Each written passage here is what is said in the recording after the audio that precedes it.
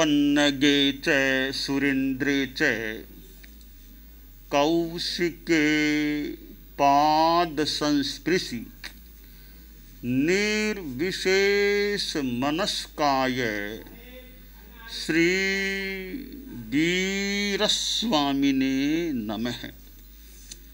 ठाणम आगम में कहा गया है, जम्बुद्दीवे दीवे सत्तवासा पन्नत्ता तंजहा धरहे एरवते हेमवते हेरन्नवते हरिवासे रम्मगवासे महाविदेहे।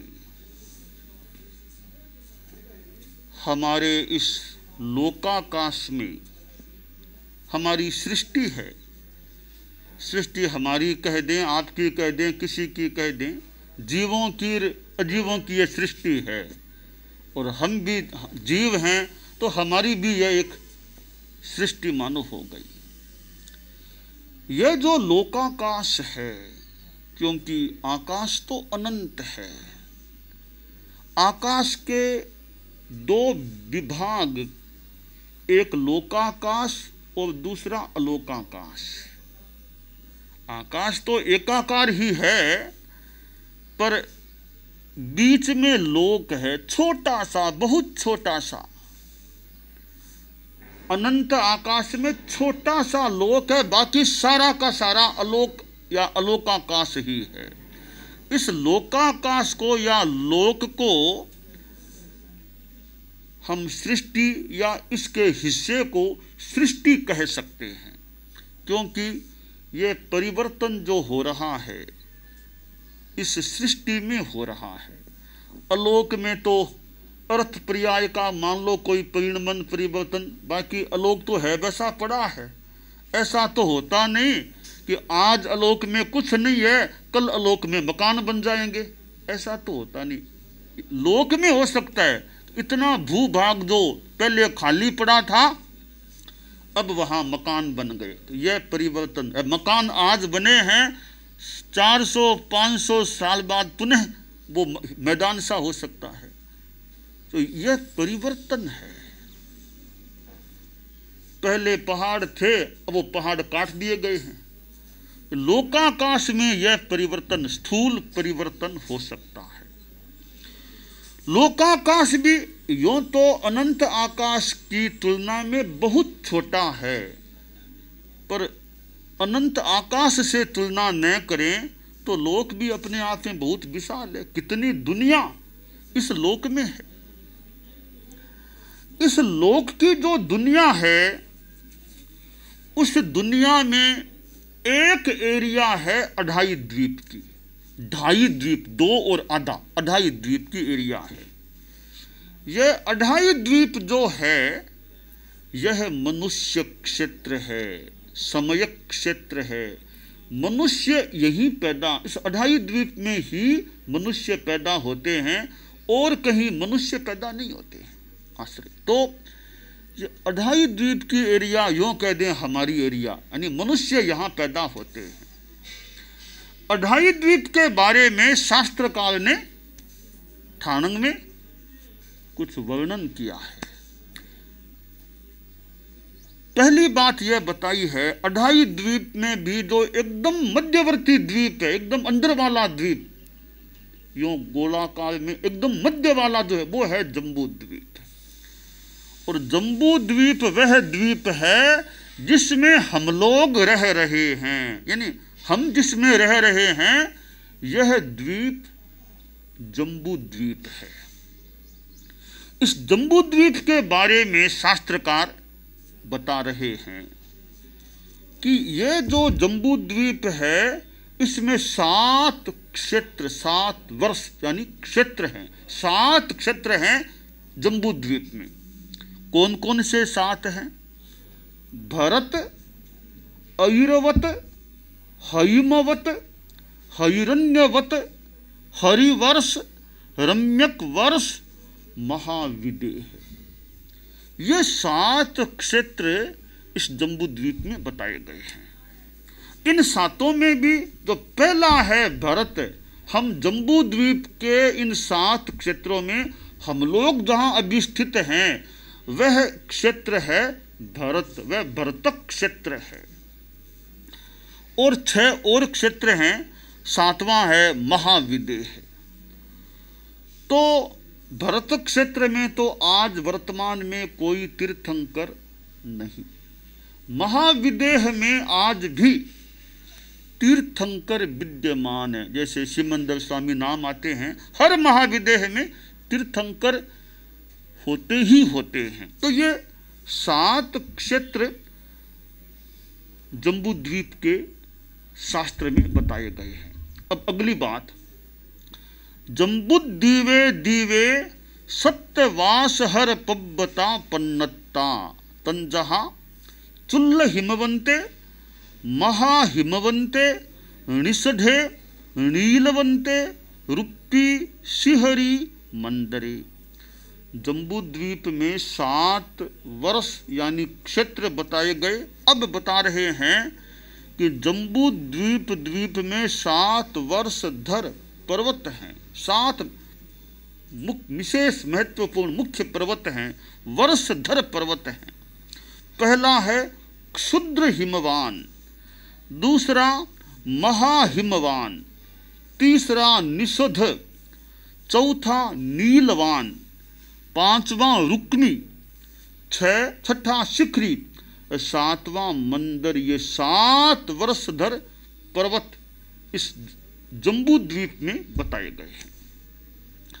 तो ये क्षेत्र आ गया, पर्वत आ गए। अब अगली बात बता रहे हैं शास्त्रकार, जम्बू दीवे दीवे सत्य महानदी ओ पुरत्थाभिमुही ओ लवण समुद्रम समप्यंती तंजहा गंगा रोहिता हरि सीता नरकंता सुवर्णकूला रत्ता। जम्बू द्वीप में 7 महानदियां पूर्वाभिमुख होती हुई लवण समुद्र में समर्पित हो जाती हैं, समाप्त हो जाती हैं। वो 7 महानदियां हैं। पहली नदी है गंगा, दूसरी रोहिता, तीसरी हरित, चौथी सीता, 5वीं नरकांता, 6ठी सुवर्णकूला और 7वीं रक्ता। ये 7 महानदियां कौन सी? पूर्वाभिमुख होती हुई जो लवण समुद्र में समर्पित होती हैं, वे 7। अब 7 महानदियां हैं, 7 महानदियां और बताई गई हैं। जम्बू दीवे दीवे सत्य महानदी ओ पच्छत्थाभिमुही ओ लवण समुद्रम समप्यंती तंजहा सिंधु रोहितंसा हरिकंता शीतोदा नारिकंता रूपकूला रत्तावती। कि वे 7 महानदियां तो पूर्वाभिमुख, अब ये 7 महानदियां पश्चिमाभिमुख होती हुई लवण समुद्र में समर्पित होती हैं। वे 7 महानदियां हैं। पहली सिंधु, दूसरी रोहितांशा, तीसरी हरिकांता, चौथी शीतोदा, 5वीं नारीकांता, 6ठी रूप्यकूला, 7वीं रक्तवती। ये महानदियां यो 14 हो गई, 7 पूर्वाभिमुख और 7 पश्चिमाभिमुख। तो यह जम्बू द्वीप का संक्षिप्त वर्णन थानंग में किया गया है कि हम जिसमें रह रहे हैं, यह जो द्वीप है जम्बू द्वीप, क्यों आगे तो लवण समुद्र है तो यह द्वीप हो गया, आगे समुद्र, यह द्वीप हो गया। इसमें 7, क्योंकि यह 7वां स्थान है तो 7 की बातें आ रही है। तो 7 तो वर्ष यानी क्षेत्र हैं। दूसरी बात 7 वर्षधर पर्वत हैं। तीसरी है 7 पूर्वाभिमुख महानदियां 7 हैं और 7 पश्चिमाभिमुख महानदियां। ये 4 बातें जम्बू द्वीप की 7 की इस प्रकरण के इस अंश में बताई गई है। जैसे मैंने कहा 2.5 द्वीप है, तो 2.5 द्वीप में एक तो हो गया जम्बू द्वीप, अब 1.5 और है, तो दूसरा द्वीप है, उसका नाम है धातकी खंड। शास्त्र में कहा गया है धायई संड दीव पुरथि मध्येणम सत्यवासा पन्नता तंजहा भरहे एरवते हेमवते हिरण्यवते हरिवासे रम्मगवासे महाविदेह। अब धातकी खंड में दुगुने हैं। जैसे जम्बू द्वीप में एक भरत है, तो धातकी खंड में 2 हैं। यो डबल डबल डबल डबल आ रहे हैं, एरिया विशाल है, डबल हो रहे हैं। तो धातकी खंड का पूर्वार्ध 2 हिस्से कर दे, पूर्वार्ध और अगला पश्चिमार्ध, दूसरा हिस्सा। तो पहला हिस्सा पूर्वार्ध का जो बता रहे हैं, उसमें 7 क्षेत्र हैं। नाम वे के वे नाम है जम्बू द्वीप वाले, भरत, ऐरवत, हैमवत, हिरण्यवत, हरिवर्ष, रम्यक वर्ष, महाविदेह।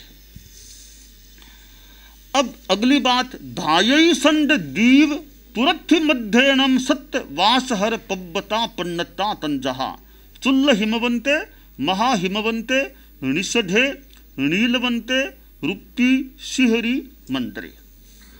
अब धातकी खंड द्वीप के पूर्वार्ध में जो 7 तो क्षेत्र बता दिए, तो 7 वर्षधर पर्वत भी हैं और उनके नाम भी, जैसे पहले वो आए थे जम्बू द्वीप में, क्षुद्र हिमवान, महाहिमवान, निषध, नीलवान, रुक्मी, शिखरी और मंदर। धायई संड दीव पुरथि मध्येणम सत्य महानदी ओ पुरत्थाभिमुहि ओ कालोय समुद्रम समप्यन्ति तंजहा गंगा रोहिता हरि सीता नरकंता सुवर्णकूला रत्ता। अब जो धातकी खंड द्वीप का पूर्वार्ध जिसकी चर्चा हो रही है, उसमें 7 महानदियां पूर्वाभिमुख होती हुई कालोद समुद्र में समर्पित होती है। जम्बू द्वीप वाली तो हुई थी लवण समुद्र में। अब ये इससे जो आगे जो समुद्र है कालोद समुद्र, ये कालोद समुद्र में समर्पित हो जाती हैं। वे नदियां गंगा रोहिता हरित सीता नरकांता सुवर्णकूला रक्ता। अगली बात, धायई संड दीव पुरथि मध्येणम सत्य महानदी ओ पच्चत्थाभिमुहि ओ लवण समुद्रम समप्यन्ति तंजहा सिंधु रोहितंसा हरिकंता शीतोदा नारीकंता रूपकूला रत्तावती। धातकी खंड द्वीप के पूर्वार्ध में 7 महानदियां वो पश्चिमाभिमुख होती हुई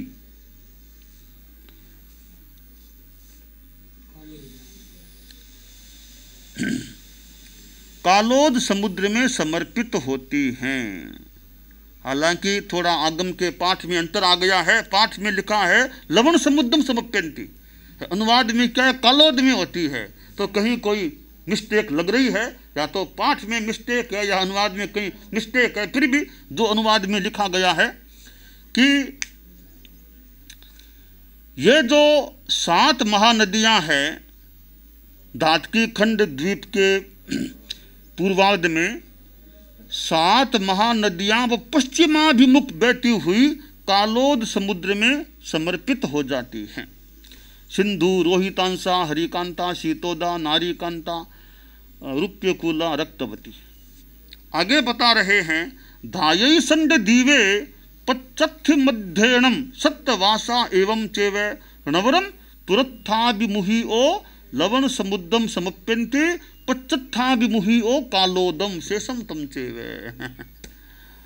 तो धातकी खंड द्वीप के पश्चिमार्ध में 7, यानी कई बातें एक समान ही, कई बातें समान ही है।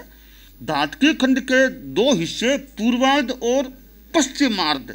धातकी खंड के पश्चिमार्ध में भी उसी तरह 7 वर्ष क्षेत्र हैं, 7 वर्षधर पर्वत हैं और 7 नदियों के नाम पूर्वार्धवर्ती के तरह है और सब प्राय समान है। इतना सा अंतर है कि पूर्वाभिमुखी नदियां लवण समुद्र में और पश्चिमाभिमुखी नदियां कालोद समुद्र में समर्पित होती हैं, समाप्त होती हैं। तो यह नदियों की और समुद्र की बात है।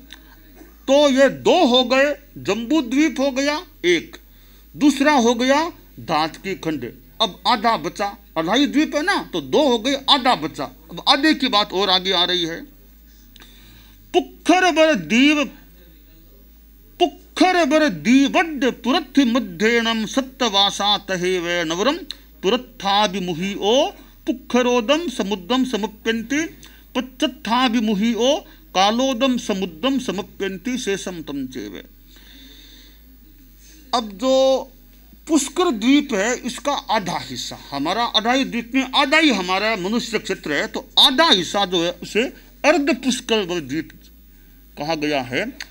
उसके भी दो हिस्से, पूर्वार्ध और पश्चिमार्ध। तो पूर्वार्ध में वैसे ही 7 वो वर्ष क्षेत्र हैं, 7 वर्षधर पर्वत हैं, 7 वो नदियों के नाम दातकी खंड, दीपवती वर्ष आदि के समान हैं। इतना सा अंतर है कि पूर्वाभिमुखी नदियां पुष्करोद समुद्र में और पश्चिमाभिमुखी नदियां कालोद समुद्र में समर्पित होती हैं। आगे, एवं पच्चत्थ मध्य नवरम पुरत्थाभिमुही ओ कालोदम समुद्रम समुप्यन्ति पच्चत्थाभिमुही ओ पुखरोदम समुप्यन्ति सब्बत्थ वासा वासहर पब्बता नदी ओ ये भाणी तब्बाणी।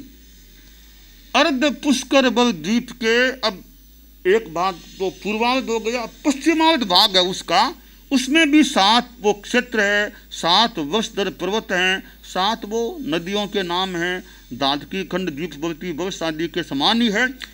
केवल इतना अंतर आता है कि पूर्वाभिमुखी नदियां कालोद समुद्र में और पश्चिमाभिमुखी नदियां पुष्करोद समुद्र में समर्पित होती हैं।